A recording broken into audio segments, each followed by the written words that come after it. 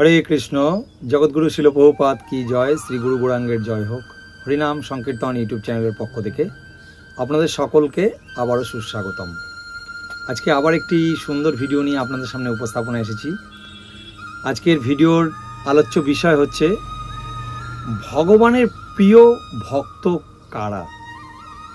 ভগবান কাকে পছন্দ করেন, কোন ভক্তদের ভগবান পছন্দ করেন, এবং শুদ্ধ যে ভক্ত, শুদ্ধ ভক্তের মনোভাব কীরকম হবে, আজকে এই বিষয় নিয়ে আলোচনা করব। ভগবদ গীতার দ্বাদশ অধ্যায়ে ভক্তি যোগ হইতে এই আলোচনাটি করব। তো আপনারা ভিডিওটি কৃপা করে না কেটে পুরো দেখবেন, আশা করি ভালো লাগবে। দেখতে থাকুন আজকের বিশেষ ভিডিও। হরে কৃষ্ণ।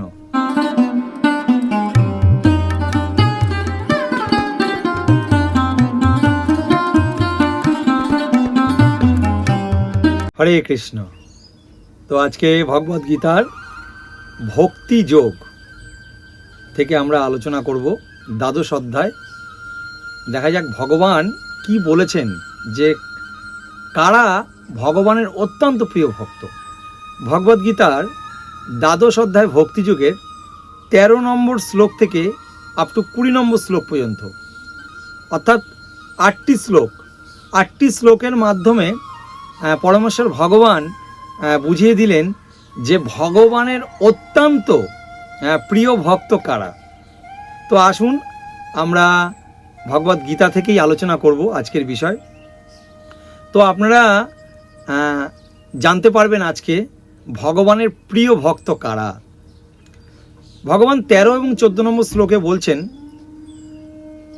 অর্ধেষ্টা সর্বভূতানাং মৈত্র করুণ এবচ নির্মম নিরহ অহংকার সম দুঃখ সুখ ক্ষমি সন্তুষ্ট সততং যোগী যতাত্মাদীর নিশ্চয় মর্যাপিত মনোবুদ্ধিজ মদ্ভক্ত সমে প্রিয়।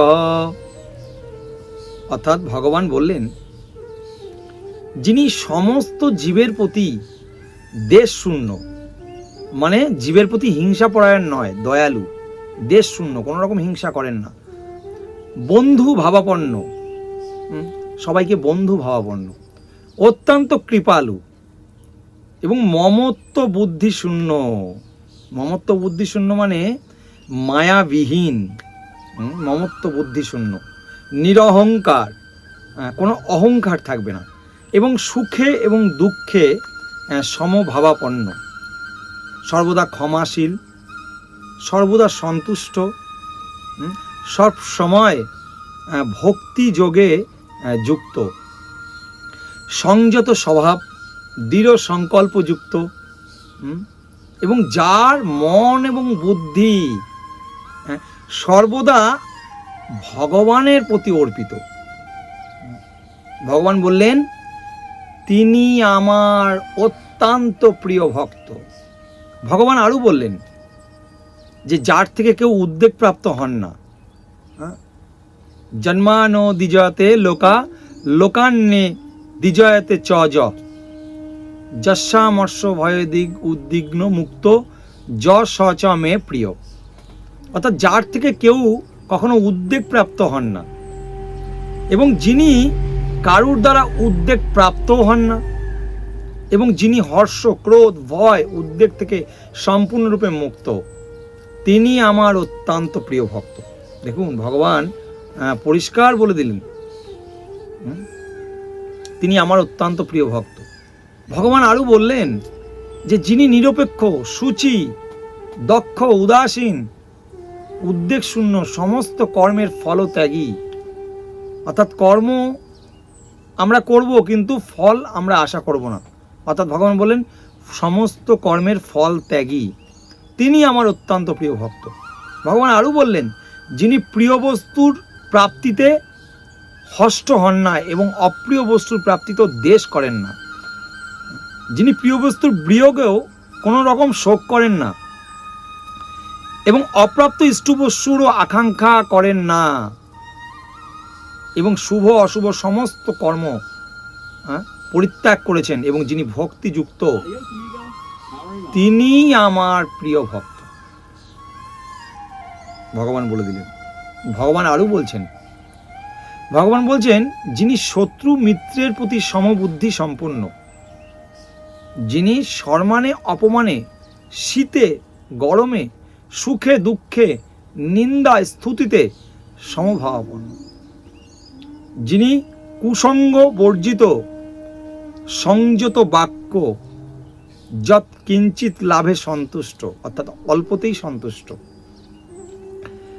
গৃহা আসক্তি শূন্য, অর্থাৎ গৃহের প্রতি আসক্ত নেই, এবং যিনি স্থির বুদ্ধি ও আমার প্রেমময়ী সেবায় যুক্ত, সেই রকম ব্যক্তি আমার অত্যন্ত প্রিয়।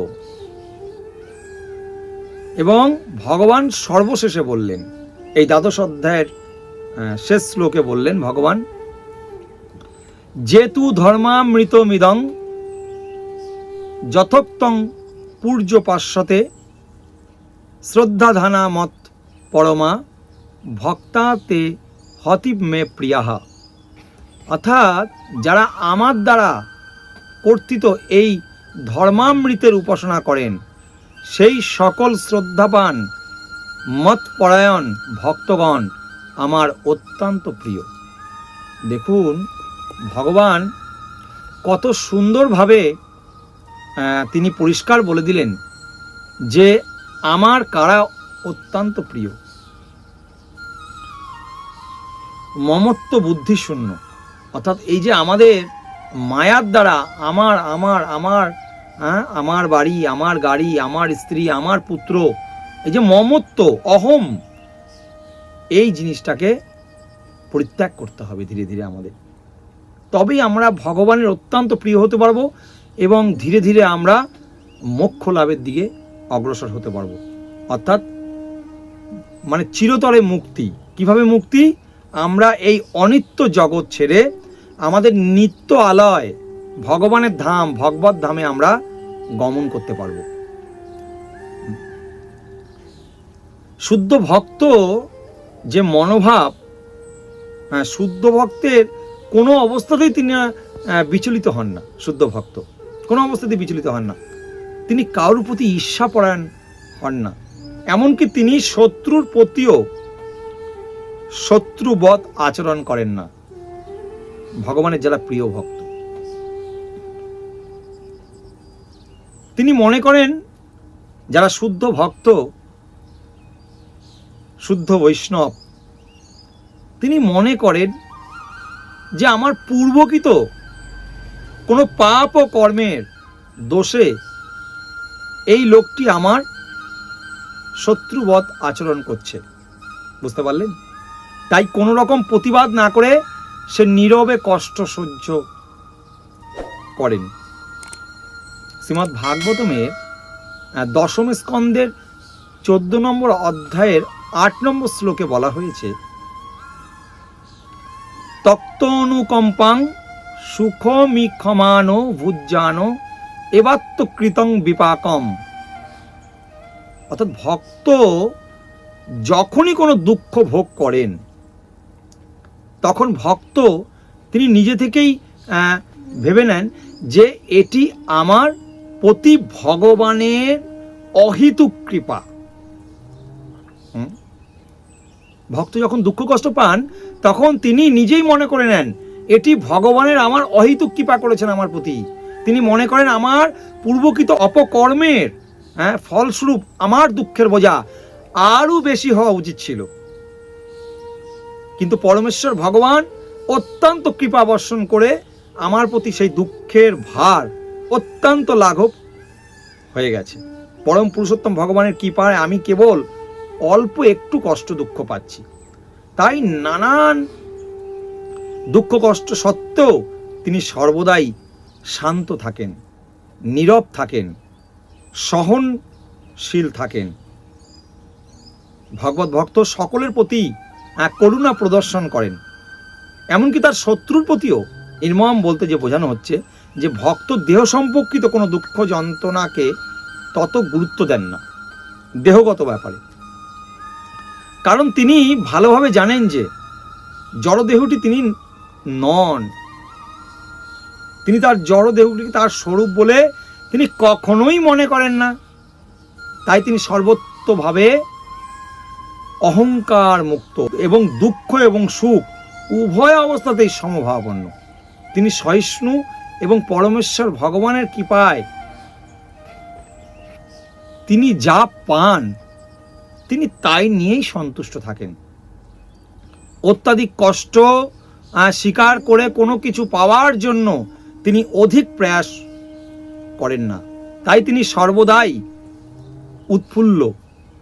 তিনি হচ্ছেন যথার্থ যোগী, কারণ তিনি তার গুরুদেবের আদেশ শিরোধার্য করে তা পালন করতে স্থির সংকল্পবদ্ধ হন।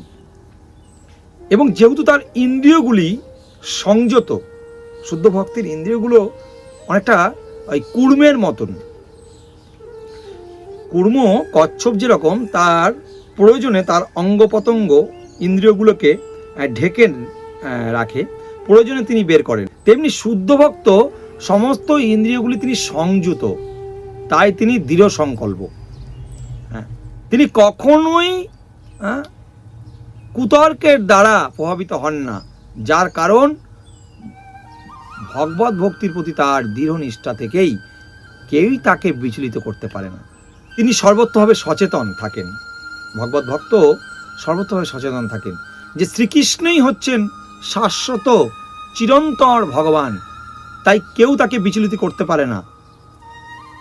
তার এই সমস্ত গুণাবলীর জন্য তিনি পরমেশ্বর ভগবানের শ্রীচরণে নিজেকে সমস্ত মন এবং বুদ্ধি সর্বত্রভাবে অর্পণ করতে পারেন।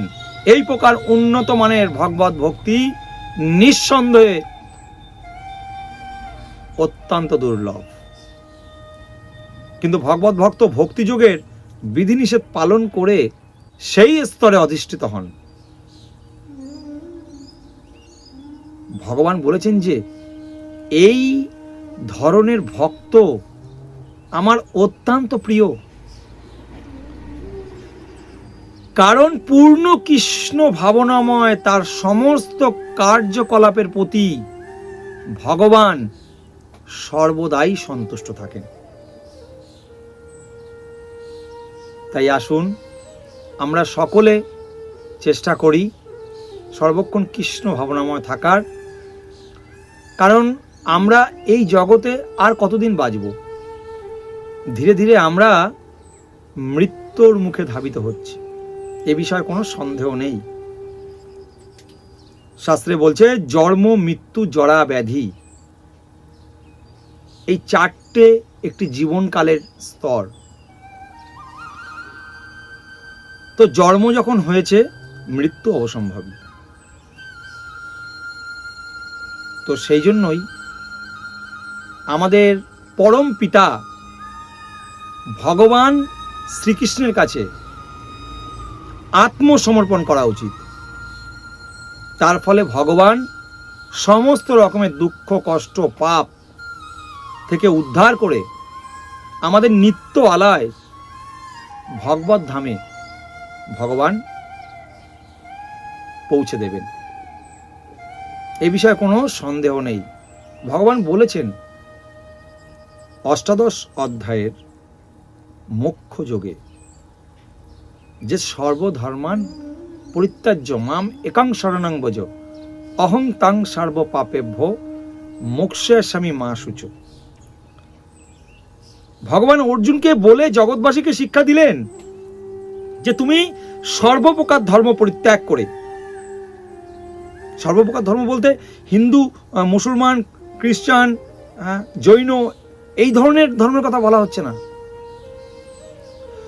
বলছে তোমার সর্বপ্রকার জাগতিক কর্ম, জাগতিক ক্রিয়া সমস্ত কিছু পরিত্যাগ করে কেবল আমার শরণাপন্ন হও। মাম একং শরণং ব্রজ অহং তাং, আমি কথা দিচ্ছি সর্বপাপেভ্য, সর্বপ্রকার পাপ থেকে মোক্ষামি মা শুচ, আমি তোমাকে মুক্ত করব। তুমি দুঃখ করো না, তো ভগবান যেখানে কথা দিয়েছেন আমাদেরকে যে তুমি সর্বপ্রকার ধর্ম পরিত্যাগ করে আমার কাছে আত্মসমর্পণ করো, আমি তোমাকে সর্বপাপ থেকে মুক্ত করে আমার ধামে নিয়ে যাব, এ বিষয়ে কোনো সন্দেহ নেই। তো সেই জন্যই আপনারা সকলে কৃষ্ণ ভক্তি লাভ করুন। তো আজকের ভিডিওর আলোচ্য বিষয় এটাই ছিল। আপনারা যারা এতক্ষণ ধৈর্য ধরে ভিডিওটি দেখলেন তাদেরকে অশেষ ধন্যবাদ। ভিডিওটি ভালো লাগলে সাবস্ক্রাইব করবেন এবং শেয়ার, লাইক ও কমেন্ট করবেন। আর আপনারা যারা প্রতিনিয়ত এই চ্যানেলটি দেখছেন, হরিনাম সংকীর্তন ইউটিউব চ্যানেলটি, এখনও পর্যন্ত সাবস্ক্রাইব করেননি চ্যানেলটি, তাহলে অবশ্যই নিচে দেওয়া দেখুন, ডান দিকে আছে, ওখানে সাবস্ক্রাইব লেখা আছে, ওই সাবস্ক্রাইব চাপ দিয়ে বেল ঘন্টাটিকে বাজিয়ে দিন, অর্থাৎ আইকনটি প্রেস করে দিন।